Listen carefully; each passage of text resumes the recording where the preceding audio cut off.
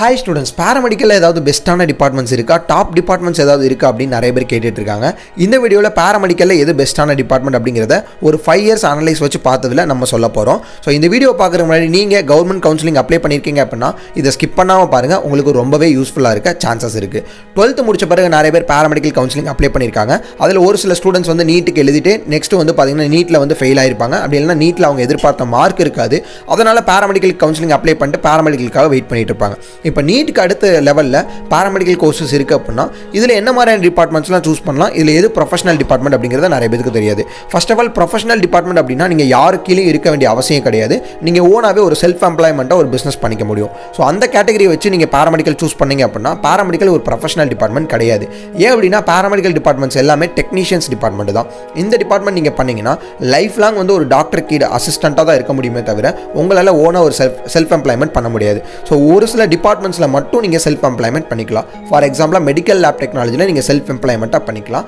ஆப்டோமெட்ரியில் நீங்கள் செல்ஃப் எம்ப்ளாய்மெண்ட்டாக பண்ணிக்கலாம். Dialysis ரேடியாலஜியில் self எம்ப்ளாய்மெண்ட்டாக பண்ணிக்கலாம்னு சொல்லுவாங்க.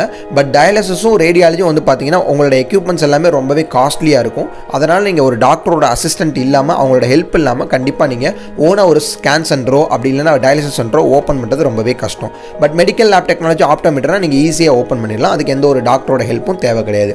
இதை தவிர்த்து பேராமெடிக்கலில் ப்ரொஃபஷனல் டிபார்ட்மெண்ட் அப்படின்னா எந்த டிபார்ட்மெண்ட்டும் கிடையாது, எல்லாமே அசிஸ்டன்ட் கோர்ஸ் தான்.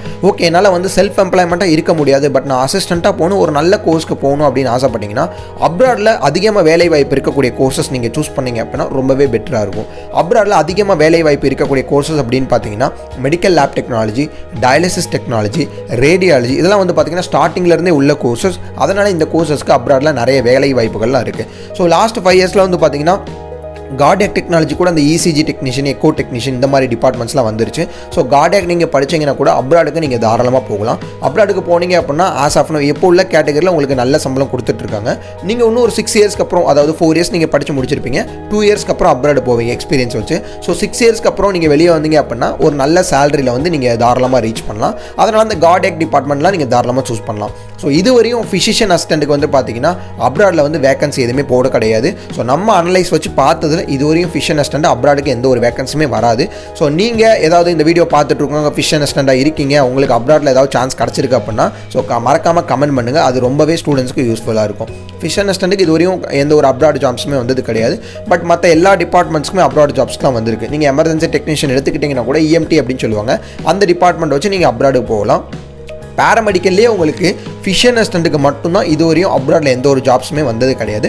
மற்ற எல்லா டிபார்ட்மெண்ட்ஸ்க்குமே உங்களுக்கு ஆல்மோஸ்ட் ஜாப்ஸ்லாம் வந்திருக்கு. ஸோ இந்த டிபார்ட்மெண்ட்ஸ் எல்லாமே நீங்கள் தாராளமாக சூஸ் பண்ணலாம். என்னால் செல்ஃப் எம்ப்ளாய்மெண்ட்டாக இருக்க முடியாது, நான் வந்து ஒரு டாக்டர் கீழே அசிஸ்டண்ட்டாக வேலை பார்க்கணும், பட் நல்ல சம்பளம் வாங்கணும், அப்ராடு போகணும் அப்படிங்கிற கேட்டகரியில் படிச்சிங்கன்னா நீங்கள் தாராளமாக இந்த டிபார்ட்மெண்ட்ஸ் எல்லாமே சூஸ் பண்ணலாம்.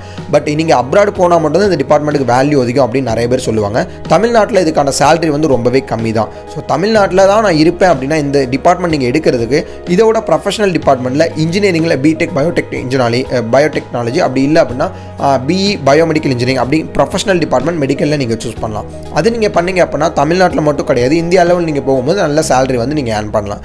பட் பேராமெடிக்கல் நீங்கள் பண்ணுறீங்க அப்படின்னா அப்ராடுக்கும் போகணும், தமிழ்நாட்டிலையும் நல்ல ஒரு ரேஞ்சில் ஒர்க் பண்ணணும் அப்படின்னா சவுத் சைடு நீங்கள் ட்ரை பண்ணிங்க அப்படின்னா நல்ல ஒரு கேஷில் நீங்கள் வந்து வேலைக்கு போகலாம்.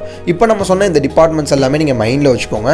நீங்கள் எந்த மாதிரியான கேட்டகரியில் ஒர்க் பண்ண போகிறீங்க அப்படிங்கிறத பொறுத்து தான் இருக்குது. ஸோ இந்த மாதிரியான கேட்டகரியில் நீங்கள் ஒர்க் பண்ண போகிறீங்க அப்படின்னா நீங்கள் தாராளமாக கவர்மெண்ட்டுக்காக வெயிட் பண்ணலாம். இன்னொரு விஷயம், கவர்மெண்ட்டுக்கு வெயிட் பண்ணுறவங்க 180க்கு மேலே கட் ஆஃப் வச்சுருந்தீங்கன்னா தான் கண்டிப்பாக கிடைக்கும், இல்லைனா கவர்மெண்ட்டில் காலேஜஸ் உங்களுக்கு கண்டிப்பாக கிடைக்காது.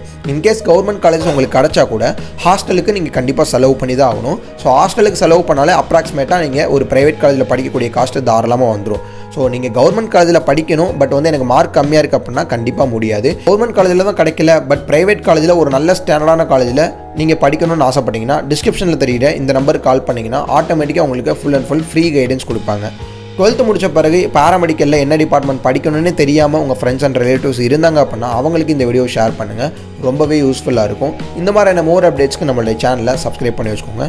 உங்கள் ஃப்ரெண்ட்ஸ் அண்ட் ரிலேட்டிவ்ஸ் யாராவது 12th இப்போ படிச்சுட்டு இருக்காங்க அப்படின்னா அவங்களுக்கு இதை ஷேர் பண்ணி விடுங்க. நெக்ஸ்ட் இயர் அவங்களுக்கு ரொம்பவே யூஸ்ஃபுல்லாக இருக்கும். நெக்ஸ்ட் வீடியோவில் இதை விட சூப்பரான அப்டேட்ஸோட பார்க்கலாம். தேங்க்யூ.